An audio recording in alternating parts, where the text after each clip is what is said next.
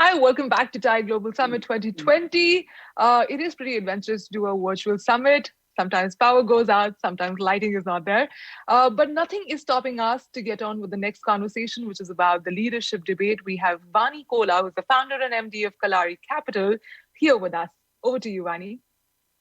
Thank you so much, Gunjan. But it's really a privilege to be part of the Thai Global Summit, especially on a topic that we deeply care about, all of us, the leadership and what it means. And I have on this panel three great friends who I look up to and admire as leaders: Rajan Anandan from Sequoia, Mukesh Bansal from Kyofit, and Varun Kaitan from the Urban Company. Of course, leadership is one of the most discussed and debated issues of our age, and it is the pillar on which I think all success stems from. And as companies evolve, the principles that create this missionary success and the solidarity, has to consistently move into newer frameworks. And I think what we have here on this panel today are people who have seen the distance and have emerged as really key iconic leaders, both from small companies to large companies. So I am really excited and looking forward to this. So I want to start, Rajan, Mukesh, and Varun, asking you one question. As a leader, why should anyone be led by you? When you think of that question, what is your leadership mantra? Yeah, Vani, I hope no one actually asks me that question in real life, because I'm not sure I'll become really introspective. But what comes to mind is, I think I will offer that, I'm a good listener. I listen to, what everyone has to contribute to. I'll weigh in, I'll take time, and hopefully, take a decision after, weighing in everything, but being decisive about it. And then whatever I decide, I'll be very transparent about it. So as a leader, the team that I'm working with and the group that we are collectively working on will have full context. They will feel empowered. They will feel that their voice is being heard, and they will understand the thought process behind decision making, whether everyone agrees or not. But a very transparent, collaborative process, and hopefully that works in most situations. Works for me. Rajan? Yeah, I think it's a great question. So I would say, I think it's first clarity of purpose, right? Being very clear about what we're trying to do, where we're trying to grow. I mean, some companies call it mission, other companies call it other things, but I think it's very important as a leader to have clarity of purpose. Where are you trying to go? Why are you trying to go there, kind of thing. I think second is clarity of goals. Being very clear of what it is you're trying to, mission, purpose is long-term, doesn't change, it shouldn't change. I think goals, whether they're quarterly or annual, are very important. And I think as a leader, making sure that you have the right set of goals is actually 80% of the game in an operating environment. I think third is, empower the teams and hold them massively accountable to those goals, right? So as a leader, I've always been, and that's why the goals are really important, because once you actually align on the goals, and then you get your leaders and your teams aligned to those goals, you can empower them. Because the beautiful thing about empowerment is then you make them accountable. And once you make them accountable, it just works, right? And if you don't get to those goals, then depending on what the goals are and how many times you haven't been able to get to the goals, the consequences become very clear. So you can actually build a very high performing organization, with that sort of cycle. And the last thing is, look, I think as a leader, I believe that, I'm there to be helpful and be supportive. And really unleash the potential in the organization by removing bottlenecks. So those would be it, right? Clarity of purpose, clarity of goals, massive levels of accountability with empowerment. Empowerment and accountability go hand in hand, and then sort of be there to unleash the bottlenecks, etc. Right? I mean, if I have to make every decision, that's like, things are going really badly if you're making all the decisions. Excellent, Rajan. And Varun? I think it'll be a little bit similar to what you heard before.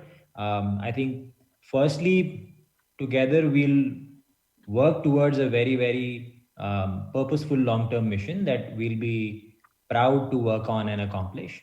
Um, Second, I would say there will be lots of ownership, because that's why I assume others will want to be part of my mission, so that they make it their own and make say the company that we are building their own as well.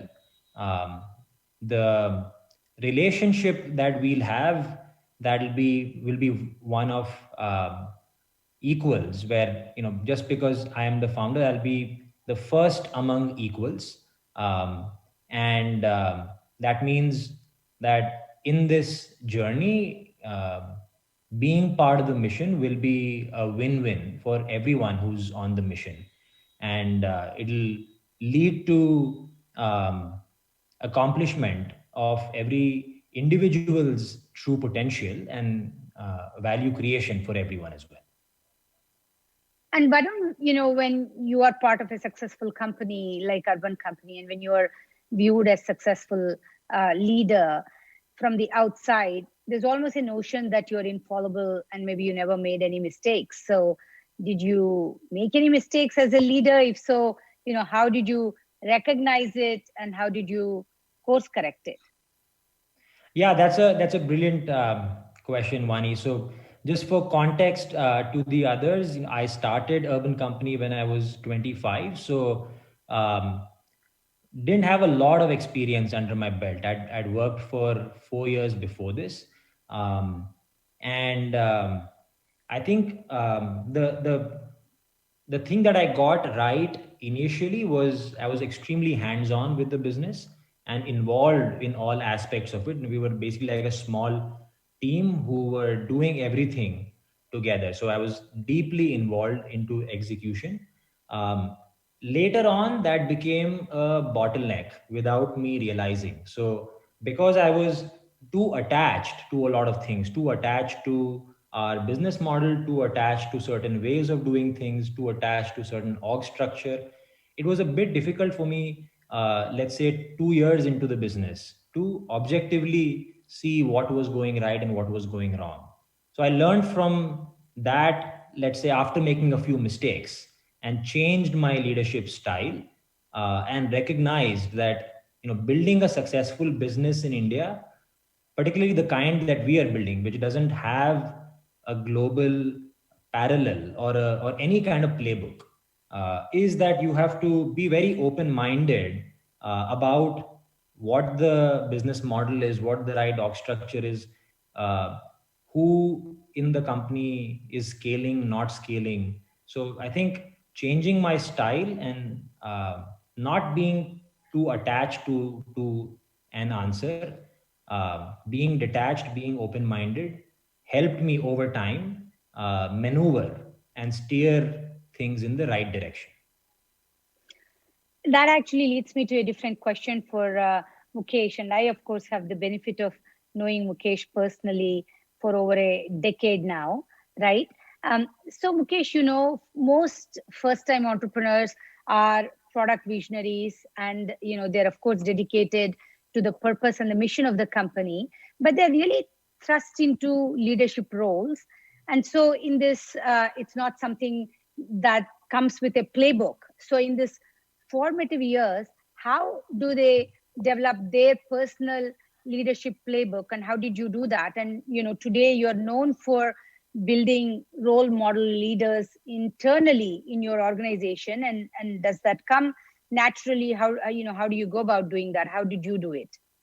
Yeah, Vani, I feel that's quite critical in any fast growth startup, because you're right. Most entrepreneurs, including myself, when you start, you don't come from a lot of leadership experience in the past. So I think in those first 3, 4, 5 years, especially if the organization is growing very fast, it's important to surround yourself with people who can show a mirror to you, who can be sounding board, who can help you think through your blind spots and give critical feedback as and when needed. It's great to have those mentors, role models, through angel investors or advisors or investors, board members, etc., or a personal mentor you can find. I think it's also important, and Varun mentioned, a team of equals. If you can create that space where people can speak up their mind, you also get a lot of feedback. What's what you are doing right as a leader, what you are not doing right as a leader. And if you have a little bit of humility and able to introspect and just able to say either I don't know or able to say I was wrong, I will fix it later. I think those two, if you do long enough, I think one's growth as a leader will accelerate significantly. And the reality is, if you fail to develop those leadership skills in first 3, 4, 5 years, company will outpace you and will be in need of a leader who understand what it means to lead a 300-400 organization and do all the things Rajan talked about, thinking about purpose and culture and core values and long-term talent development and so on. So those are skills, once when we are starry-eyed about entrepreneurship and want to build a world-beating product, we don't necessarily think about how do I become a much better leader, but it's a question I think most entrepreneurs, as the moment product market fit starts to happen and you see scale, something I think one needs to consciously spend some time and developing the environment around yourself, to be able to grow as a leader. Rajan, you have been a mentor in many capacities. Of course, you've been part of a very large corporate and led a large team.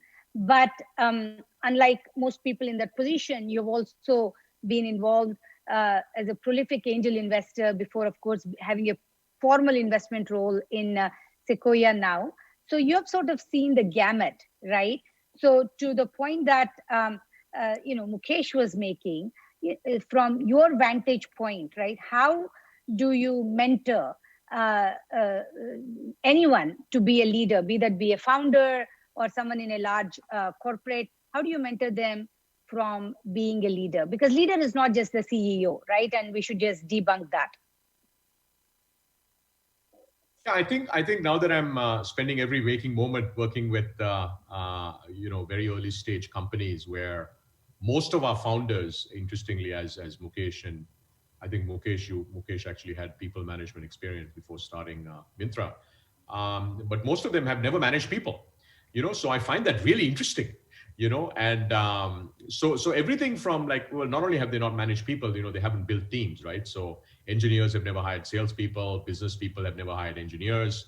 Neither side knows what a product manager looks like, which is quite fascinating. So I think it's really a combination of things, right? I think one is you start with the basics of hiring, right? And most startups, I think, especially in India, our region, Southeast Asia, many other regions, at early stages, you just don't hire the right people, right? And partly because you don't know what to look for, partly because you don't know, you don't have the money to actually afford great talent, etc. So starting with, how do you hire the right people to, and then, what do you do with them once you hire them, right? So I find it fascinating that early stage companies, you hire somebody and then within 3 months they're gone. And then it's like, what happened? Because they weren't performing. Well, and I tell people that you can hire whoever you want on the planet. They're not going to be productive in 3 months because it just takes time to, you have to ramp them into a new industry, into a new business, and so on and so forth. And then, how do you actually lead them, right? I'm amazed at how few startups actually have a Monday morning meeting. They have daily scrums on engineering, but once you actually grow a team and you have more than your 3 engineers or 4 engineers, right, you need to actually align people and so on and so forth. So how do you get rhythms in place and so on and so forth? And I think the thing that probably not most, but a lot of, at least, even in our portfolio of seed companies, Varni, I think what founders struggle the most with is just letting go and empowering. Right? If you hire great talent and you micromanage the hell out of them, that is the fastest way to actually have them leave. So it's not one thing, but I think it's a combination of things. So at least in the Surge program that we have, Vani, we have a lot of sessions where we really go deep. One that I like running is called "Don't Be a Nightmare Manager." It's literally like 2 hours on how not to be a nightmare manager. And what's amazing is, all of us, right? I mean, when I was a first-time manager, I mean, these are mistakes that I made many, many years ago. And so we try to sort of, go through each of these things and help our founders get better. But, it's like everything else in life, right? The only way you get better is to actually make the mistake. So what you just try to do is maybe have founders make fewer of those mistakes that everybody else makes. Well, that leads to another fascinating question for me, and this for each of you, right? There is always the cerebral question on nature versus nurture. Is it an art? Is it a science as far as leadership goes? And also, if you are a certain kind of a leader, then what if your firm needs different uh, qualities in a leader? Can you transform? Can you not? And also more importantly, uh, is there a scientific way to figure out who will be the right fit as a leader into your company? So these are like multiple facets of the same dilemma, right? And maybe each of you can take a facet that you have thought about, dwelled into. I think it's an interesting topic. Go for it, Rajan. Yeah, I think it's very interesting, by the way. Last night we had Reed Hastings from Netflix come and talk to a bunch of our founders, right? And he had written this book called, No Rules Rules, right? And, Yes. what's very interesting, I didn't realize this, but, Reed Hastings was saying that in his first company, Pure, that he built, he went to the board several times saying, please hire a CEO, because he was an engineer. He was a hardcore engineer. He had never managed anybody, and he built this first company, which was actually very successful. And he said, "Look, I had no idea what I was doing, right?" But to the board's credit, they kept saying, "Look, you should keep building it, right?" And I think he is now we all know, right? I mean, he's an extraordinary leader, right? I mean, in many ways shaping sort of the future of what a company culture should look like, what Yes. leadership look like. I mean, so look, I would say, look, you can be a Reed where you can evolve, you can learn, you will make mistakes, but you learn. But you can also be, many other founders, right, who decide that, look, what they really want to do is just focus on product or just focus on engineering, or actually go on and, do the next thing or become an investor or whatever it is. But I think a lot of it really boils down, actually, Vani, for me, is to learning ability and desire, right? I mean, there are people who just love to learn, love to actually being able to take critical feedback is a big part of it, right? Can you actually take critical feedback, right? I find very few people, by the way, like feedback, and very few people, even fewer people, are actually able to take feedback and act on it. So I think if you're able to take feedback, if you're self-aware, actually knowing what you're good at and what you're not good at, I think the most dangerous founders are the ones that don't know what they don't know, and they don't care about what they don't know, and that's really dangerous, right? So I think it's really very, very personal, right? I think, and that's why some founders evolve to become, amazing CEOs, amazing leaders, and others pretty much are very, very self-aware, where they say, look, what I really like to do is I like to write code. I'm going to maintain, be the CTO, or in some cases be the principal engineer, or be the head of product. So I think it's very, very personal, but a lot of it boils down to what do they really want to do, and are they really, really self-aware? Great. Agree with that. And Mukesh, what's your nature nurture position?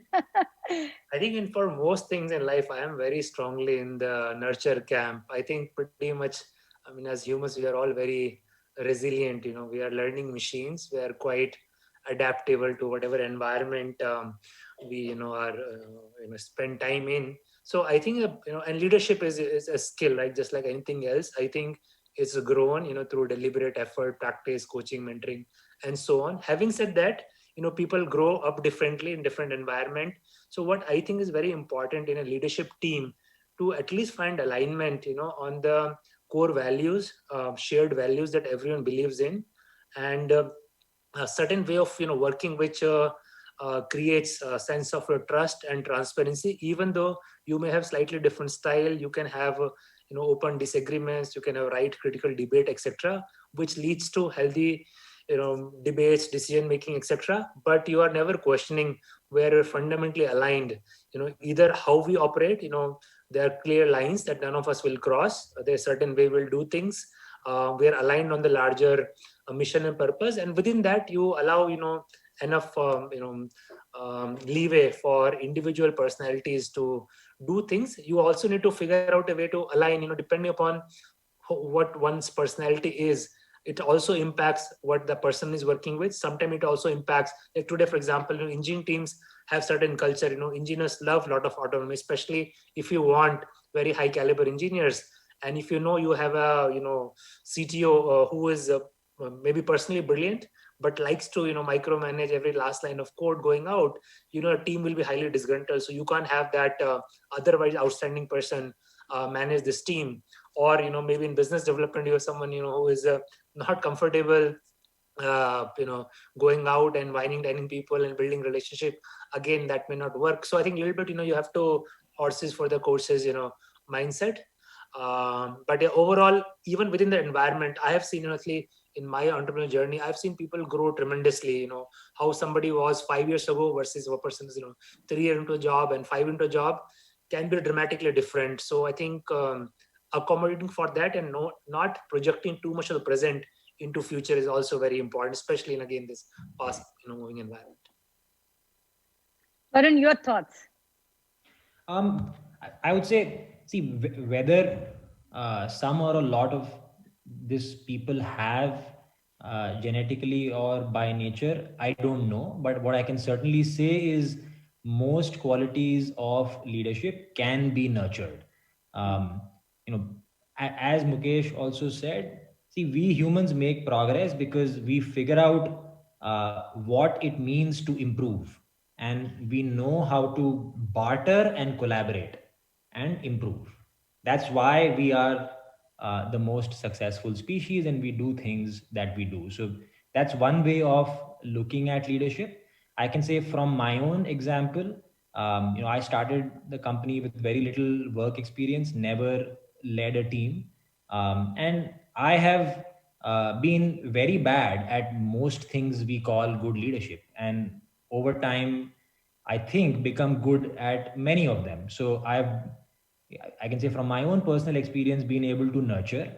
Um, as as a company, our hiring philosophy for a large part is to hire people who have high ambition and people who have the ability to learn. So we hire actually a lot of people who are experienced from consulting, both 2 to 6 years experience. They don't bring any functional expertise. But at Urban Company, these people lead product, lead business, lead marketing, lead HR. So they actually mold themselves to being leaders of different functions. Go on from having led nobody to leading large teams. Um, and I've seen now there are more than 100 people at Urban Company who have spent um, 5 of the last 6 years with us. So I've seen these 100 journeys um, of people who have scaled and done things they never imagined they could do in 2 years, 3 years, 4 years time. So like 100% believer in nurture.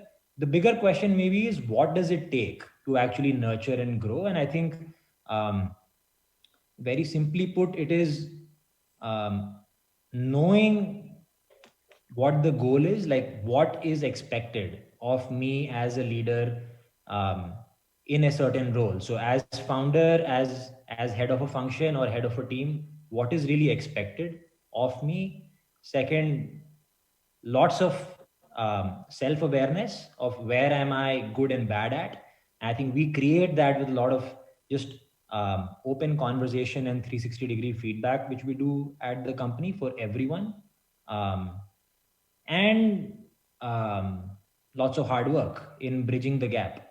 Um, so, we all help each other out. And, what we call 360-degree feedback, I came to know of this word later, but it really started as, in our Monday morning meeting, one day, maybe 2 years into the company, I said, hey guys, let's use this 1 hour for you guys to tell me what am I doing well and what am I not doing well. Just like take the filter out and tell me as it is. And we do this a lot. Maybe as we've grown, we've adapted to some of these ways and softwares of doing it. But yeah, it's really about knowing the goal, being self-aware, and constantly working hard to bridge the gap. In organization, culture and leadership are so deeply intertwined, more so than we actually debate and discuss. And there are many kinds of organizational cultures and frameworks. And, I don't think any one culture is good or bad or worse or better. They all have some positive and negative aspects, but it's the clarity of knowing what it is for yourself and for others in the organization to know, right? So in that sense, someone in the audience has asked an interesting question. Can you identify yourself with a leadership style? And they've gone on to say, are you a Jobs or a Mandela or a Gandhi? And I don't know about that, but who are you? That's the question. Do you have a style? And gosh, I'm glad I'm not answering that question. So, Rajan, who are you? Yeah, I don't know. I don't know how to answer that question, right? I think every leader is a different, unique style, right? I don't. I mean, you can probably create different archetypes of leaders, right? But honestly, I don't know. It's a great question. I don't think you, and I don't think people should try to bucket, try to create different buckets. I think be the best leader that you can be. And by the way, I must say, Varun mentioned this yesterday. I was in another session with Psyche from X to 10X. And for those of you who are startup founders, are from startups, if you have more than 20 people, I'd highly encourage you guys to work with X to 10X. They have a SaaS product. You can just deploy it within a week, and you'll know what your employee NPS is. And what's very interesting, Vani, is the single biggest driver of employee NPS is manager NPS. If you have terrible managers, you will have terrible employee NPS, which will mean you will have high churn and you'll have a crap company. So, I'm not answering the question, but I thought that's sort of an interesting tip and factoid. Mukesh, who are you? Yeah, I think impossible to answer. I don't think most people will, bucket themselves thinking I'm modeling myself, after this leader. I think if you're a cricket player, you can still say I want to be like Sachin or Kohli or whatnot. But I think leadership is, mix of so many things and different stages of company, different challenges. I think when you are in some ways, kind of out, in front, leading people, trying to get things done, you like both, figure things out on the spot, as well as sometimes you step back. I think a lot of leaders that we all read about can be very inspiring. You can learn from something, someone, let's say for example someone like Steve Jobs or Elon Musk, about being absolutely obsessive about product. You can look at some other leader, Rajan mentioned Reed Hastings, about his obsession about building a unique culture, etc. So I think they are great role models and references.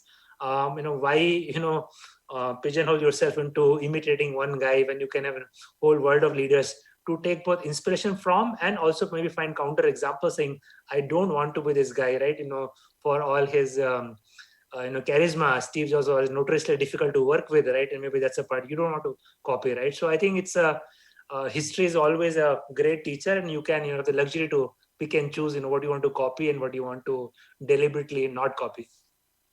And Mukesh, you wrote The Art and Science of High Performance, right? And loved, and even though I knew you before I read it, I didn't know that you were that deeply intellectual on so many facets of life. But and I got to know you better through your book. But the question I have is, does leadership, if you think about how leadership evolves, right? And how do you progress? Is there a way to self-calibrate yourself? Do you have a mechanism? Do you do this every year? How do you rate yourself as a leader to create that continuous improvement in yourself? Yeah, it's a long time ago I came across this thing, leaders are readers, right? It just so happened, I have always enjoyed reading, whether I was going to do entrepreneurship or not. But I think, some level of introspection is necessary. I think Varun also gave an example of, whether explicitly asking for feedback, taking a step back.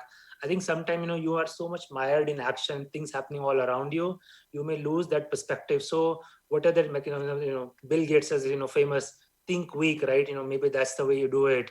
Or you take a day off in a week, right? Or you may have 1 hour meditation practice where you, step back, whatever mechanism works for you. I think introspecting and accumulating a lot of different ideas. So you can see like all these different frames and different way many people have solved potentially similar problems, and then your own real context, you are able to connect the dots, see the big picture, see some fundamental shift which may be happening, which may not be visible when you are very close to action, but when you step back, you can see the curve is definitely bending in a different direction than you thought it'll be going. So I think it's an absolute imperative for leaders to create that introspection space, whatever mechanism. There's this book Deep Work, where the author talks about 4 different modes of working, right? From monastic mode, where you take 3 months off, go to a jungle and come back, to a journalistic mode, where you file your story in the evening, and then, during the day you think about what is the next story you want to change. So method can, be suited to your personality, but you can't afford not to have that think space, a stepping back. Otherwise, I just don't think this job is, it's possible to do this. Now, I know we are down to last few minutes. So some very quick one word, one sentence, rapid fire, right? And these are from also questions I've received. So we'll try to compress a lot in the end. Varun, who's a great co-founder? I think I do think of co-founders like a marriage. So the reason our founding relationship of three individuals is so successful is because there is just immense amount of trust on the other two people, and there is immense amount of respect for each other's point of view. So we truly believe that 1 + 1 + 1 is equal to 30 in this case, and that's why it works. Um, Maybe just unique fun fact: we the three of us got together, and the idea of what business we will build came later. So we bonded more on the values of building a company and why build a company.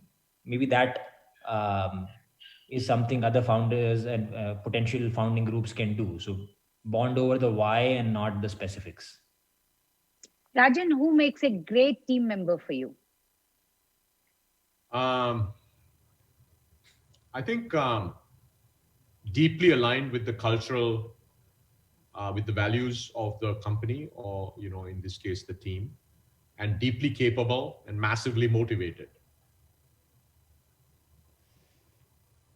That's great, massively motivated. I like that. And Mukesh, one leader or one leadership trait that you really value?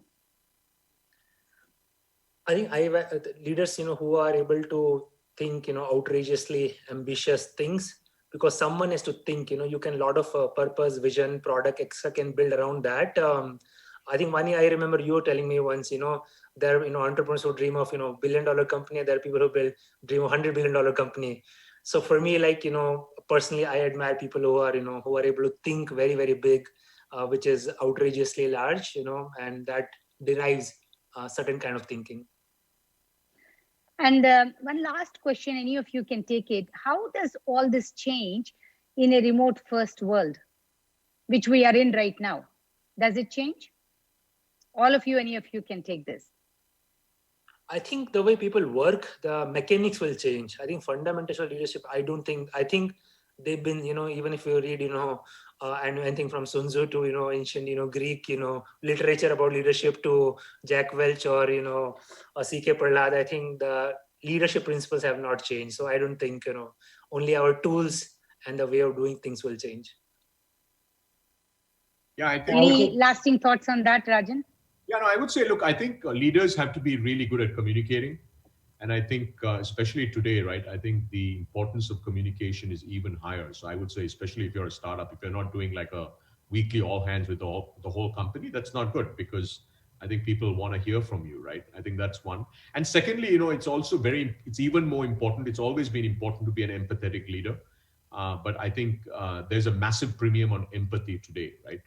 Like, for instance, all of us have team members who get COVID, right? How many times have you called that team member? It's a simple question, right? If you haven't called that team member, you probably call them once. If you haven't called them once, you should not be a leader, first of all, in your company. Secondly, if you haven't called them more than once, you're actually not a great leader. Because at the end of the day, this is when you have to be there, right? This is all about being there. And it's hard because you don't see people. They're all remote. Look, this is an awesome session, and I think the three of you should write together or separately a book on leadership. And I'd be the first one to buy it. I think this is a fascinating discussion, and thanks for this opportunity. I know our time is up, so we'll wrap up now. But thank you, everyone, very much. Thank you, Vani. Thank you, Vani, so much. Thank you on our behalf for picking their brains and bringing us such insights from their life. I'm sure not only I, but everybody listening to this must have taken away lots of information. We can only thank you all three, Rajan, Varun, and Mukesh, for this session. Thank you again.